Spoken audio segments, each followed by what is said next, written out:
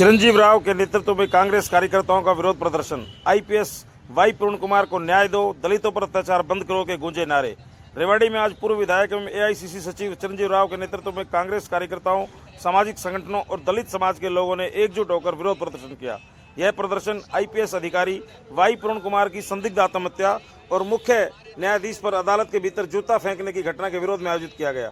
प्रदर्शनकारियों ने राजीव चौक से जिला मिनी सचिवालय तक जोरदार मार्च निकाला और रास्ते भर वाई पूर्ण कुमार को इंसाफ दो तथा दलितों पर अत्याचार बंद करो जैसे नारे लगाते हुए आगे बढ़े।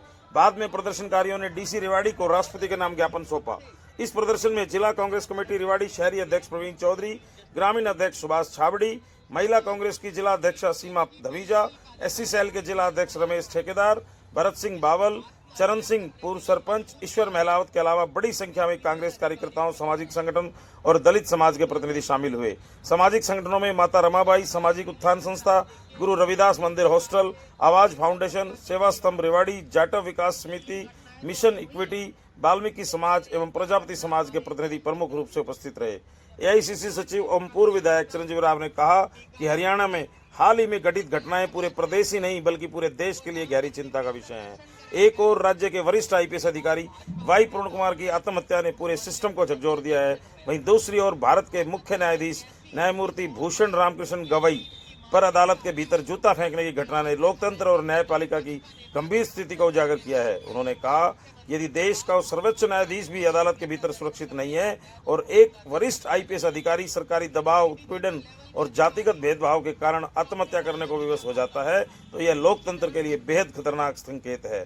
चिरंजीव राव ने कहा कि वाई पूर्ण कुमार दलित समाज से आते हैं और उनके सुसाइड नोट में मानसिक उत्पीड़न एवं जातिगत भेदभाव का स्पष्ट उल्लेख है जो प्रदेश भर की दलित विरोधी मानसिकता को दर्शाता है। उन्होंने कहा कि सरकार मृतक अधिकारी के परिवार की बात को लगातार नजरअंदाज कर रही है। परिवार पोस्टमार्टम नहीं करवाना चाहता, फिर भी उनकी इच्छा के विरुद्ध जबरन पोस्टमार्टम कराया गया। एफआईआर में परिवार द्वारा मांगी गई आवश्यक धाराएं अब तक शामिल नहीं की गई हैं, जिससे यह स्पष्ट है कि सरकार इस पूरे मामले को दबाने का प्रयास कर रही है। चिरंजीव राव ने केंद्र और राज्य सरकार से मांग की कि वाई पूर्ण कुमार आत्महत्या मामले की उच्च न्यायालय की निगरानी में निष्पक्ष जांच कराई जाए, मृतक परिवार की सभी मांगों का सम्मान किया जाए और दलित समाज के खिलाफ बढ़ते अत्याचारों पर तुरंत रोक लगाने के ठोस कदम उठाए जाएं। उन्होंने कहा कि न्यायपालिका की सुरक्षा और स्वतंत्रता सुनिश्चित करना सरकार का सर्वोच्च दायित्व है, क्योंकि जब न्याय का मंदिर ही सुरक्षित हो जाएगा तो लोकतंत्र का अस्तित्व खतरे में पड़ जाएगा। इस विरोध प्रदर्शन में जिला कांग्रेस कमेटी रेवाड़ी अध्यक्ष प्रवीण चौधरी और ग्रामीण अध्यक्ष सुभाष छाबड़ी ने कहा कि कांग्रेस पार्टी पीड़ित परिवारों के साथ पूरी मजबूती से खड़ी है और यह लड़ाई सड़क से लेकर सदन तक जारी रहेगी। इस मौके पर विभिन्न सामाजिक संगठनों के प्रतिनिधियों ने भी सरकार की निष्क्रियता की निंदा की और कहा कि दलित समाज अब अन्याय और भेदभाव को किसी भी सूरत में बर्दाश्त नहीं करेगा।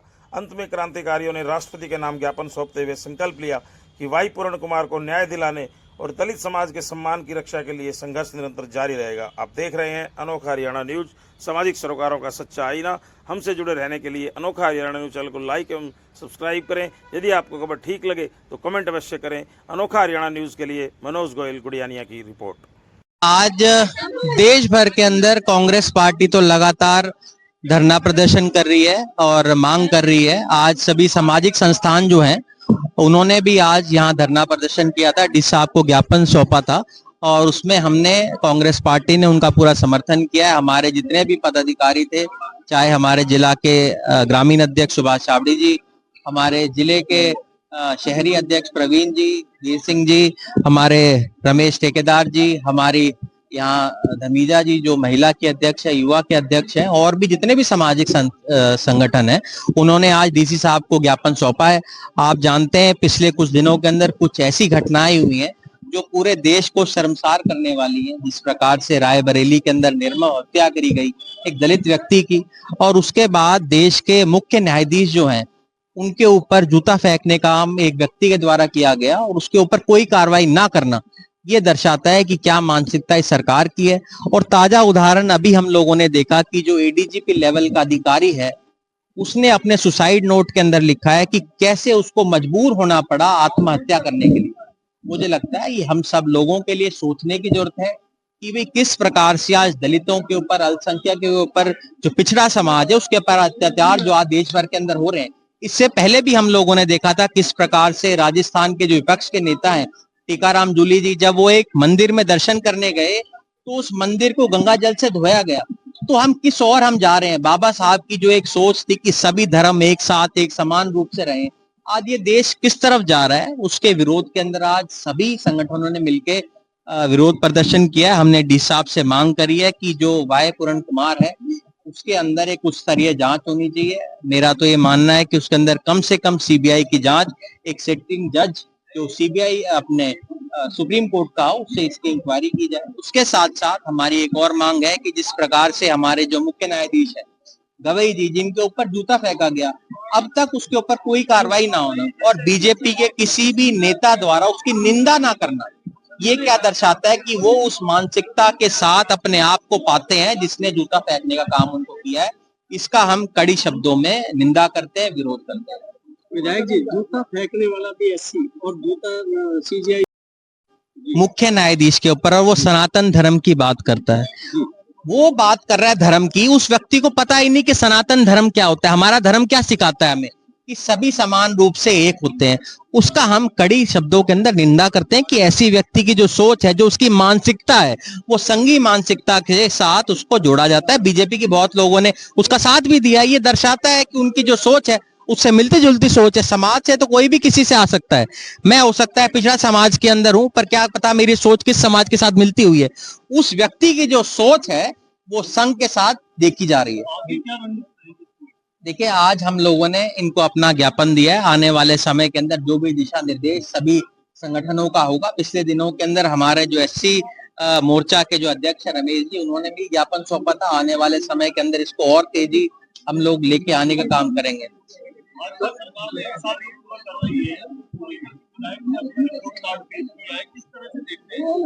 देखिए, आप स्वयं समझ सकते हैं जब इस शहर के हालात क्या हैं, वो तो किसी से छुपे नहीं है।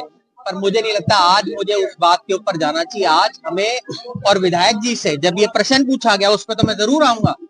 उन्होंने कोई सीधा जवाब नहीं दिया, उन्होंने उस बात की निंदा भी नहीं करी।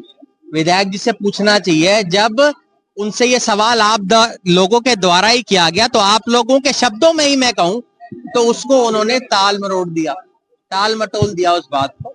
उन्हें उसको सही तरह से उसके अंदर जवाब देने की जरूरत है। उनको बताना चाहिए, उनको साथ देना चाहिए। सभी वर्गों के विधायक हैं, वो किसी एक समाज के तो है नहीं।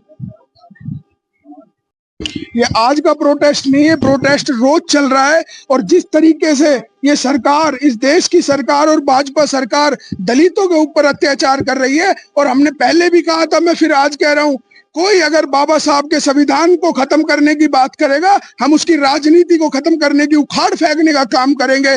और आज कांग्रेस के कार्यकर्ता और सभी संगठनों ने मिलकर एकजुटता दिखाते हुए आज हमने डीसी साहब को राष्ट्रपति के नाम ज्ञापन दिया है। और ये लड़ाई अभी खत्म नहीं है, अभी इसकी शुरुआत है। या तो हरियाणा के डीजीपी को बर्खास्त करा जाए और रोहतक के जो एसपी उनको बर्खास्त करा जाए, जब हम चैन से बैठने का काम करेंगे। जिस तरीके से आज एडीजीपी लेवल के अधिकारी के परिवार को उसके मृत्यु के बाद उनको परेशान करा जा रहा है, कहीं डीएसपी का लालच दिया जा रहा है उनकी बेटी को, कहीं किस तरीके का, इस सरकार को शर्म आनी चाहिए। जिसका लाल गया है, इस सरकार को उससे पूछना चाहिए कि उस पर क्या बीत रही है।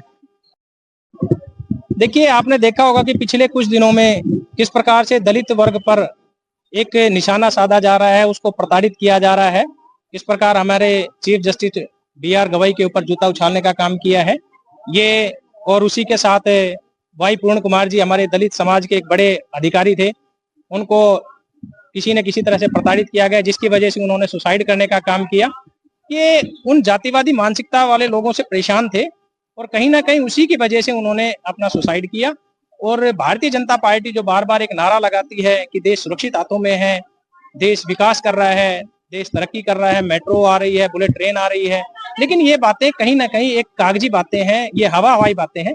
आजादी के 78 साल बाद भी अगर एक वर्ग विशेष पर इस प्रकार से उनको प्रताड़ना झेलनी पड़ रही है, तो ये मान के चलिए कि देश विकास की ओर नहीं, गर्त की ओर जा रहा है। प्रदर्शन किया गया है, इसको लेकर क्या मांग रहेगी सीधे तौर पे सरकार? देखिए, सरकार से हमारी सिर्फ एक ही मांग है कि जो आत्महत्या के वाई पूर्ण कुमार जी का जो सुसाइड नोट में जो जिन जिन लोगों के नाम है, उन लोगों के खिलाफ कार्रवाई की जाए। कार्रवाई से पहले, सबसे पहले कार्रवाई तो ये हो कि उनको पद से मुक्त किया जाए, उनको सस्पेंड किया जाए, क्योंकि कोई भी व्यक्ति अगर इतने बड़े पद पर रहता है तो उसके खिलाफ कार्रवाई की उम्मीद करना ही बेमानी है।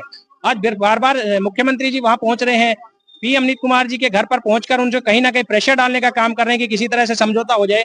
लेकिन अब ये अकेला अमनीत कुमार जी का मामला, वाई पूर्ण कुमार जी का मामला नहीं है, ये एक दलित समाज का मामला हो गया। पूरे दलित समाज एकजुट है, उनको न्याय दिलाने के लिए, उनकी लड़ाई लड़ने के लिए हर तरह से तैयार है।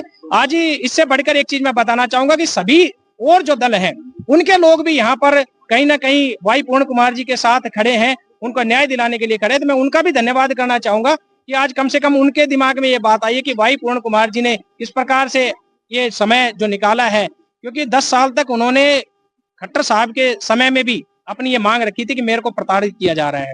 डीजीपी शत्रुजीत कपूर, मनोज यादव जी और बहुत से जो अधिकारी हैं उनका नाम बाकायदा उन्होंने एक एक करके मेंशन किया हुआ है। अगर उनके खिलाफ अगर कार्रवाई नहीं हो रही तो इसका मतलब है सरकार का कहीं ना कहीं उनको संरक्षण प्राप्त है, और अगर दलित वर्ग अगर सड़कों पर उतरा है तो इसका मतलब न्याय जरूर मिलेगा।